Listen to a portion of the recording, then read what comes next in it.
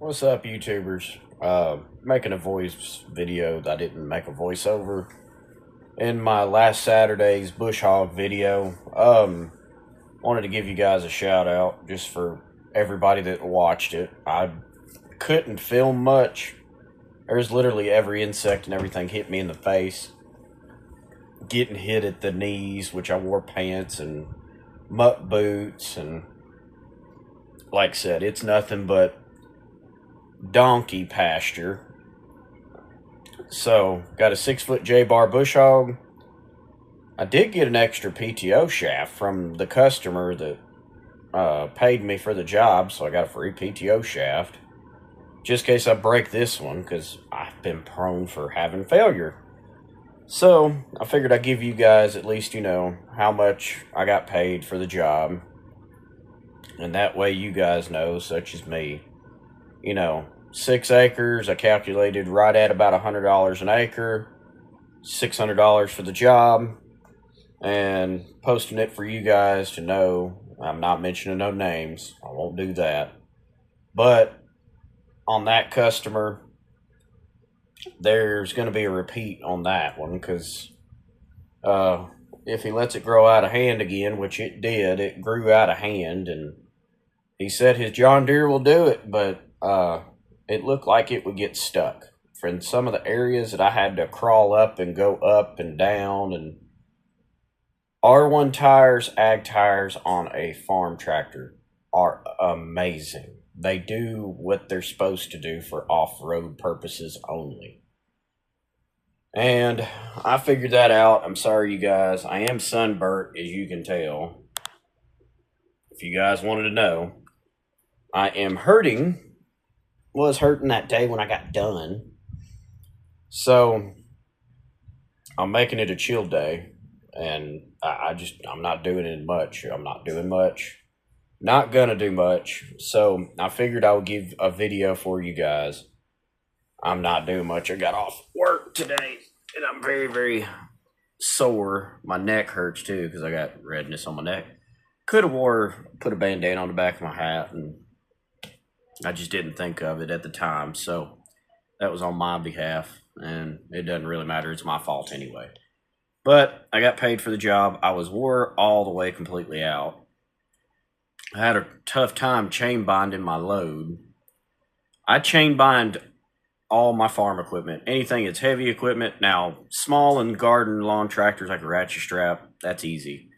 But when you're getting into big heavy equipment that are steel and cast iron, chain bind them some bucks.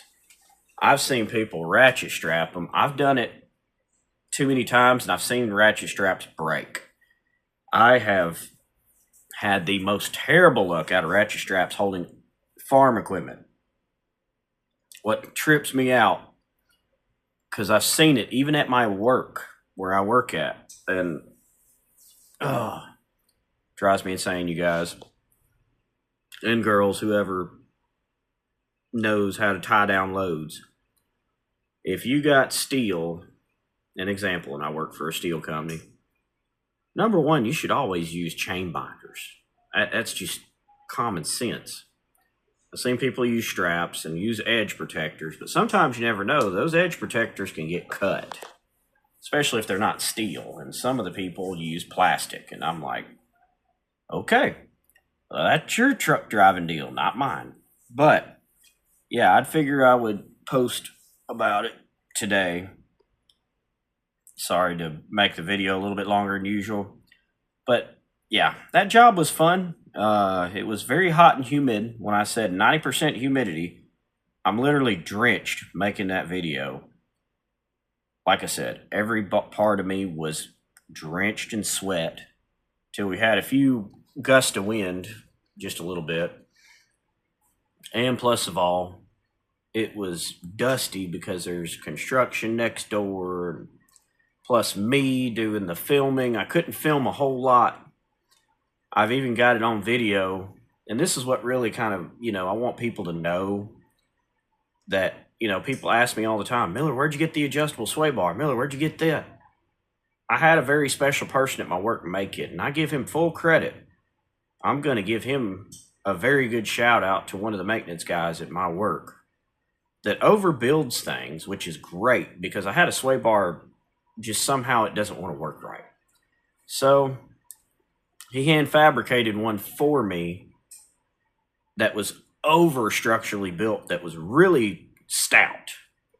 Like, all you do is tighten 2 lock nuts and it locks it in place for the bush hog and never goes anywhere.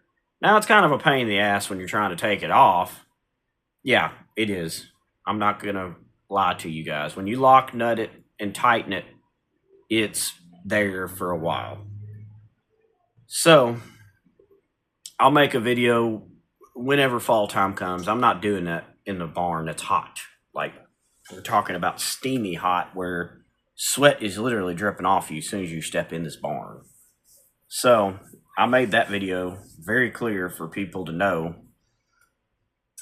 that I have very special people in my life, and I'm very fortunate for the people I have, including you guys and others, that I do make sure that I can show on video. I'll make a video of it. I will not say the person's name, but he is awesome and he knows it. And he definitely knows how to fabricate and weld. I'm a decent welder, but I'm not very that good at fabricating and welding at the same time sometimes. Sometimes I eyeball it, sometimes I don't. And sometimes I do things a little too quick. Some things I can weld and fab, and some things I can't. So there's that. So for you guys that are watching, like, share, subscribe. I'll make another video probably later down the road. But that one was at a customer's house, and I was in the back part of the property, just shooting a little content, not much.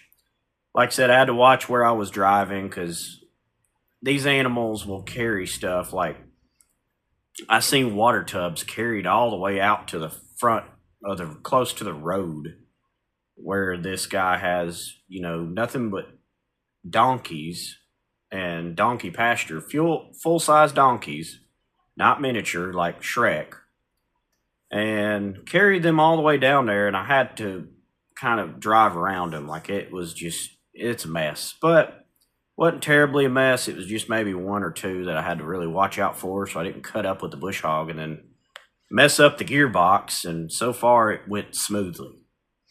The smoothest bush hogging I've ever done. I didn't get a whole lot of stuff in my face. Now, out at my second job that's going to be coming up in the fall time, September, October area, I'll keep an update video for you guys, so that way you understand.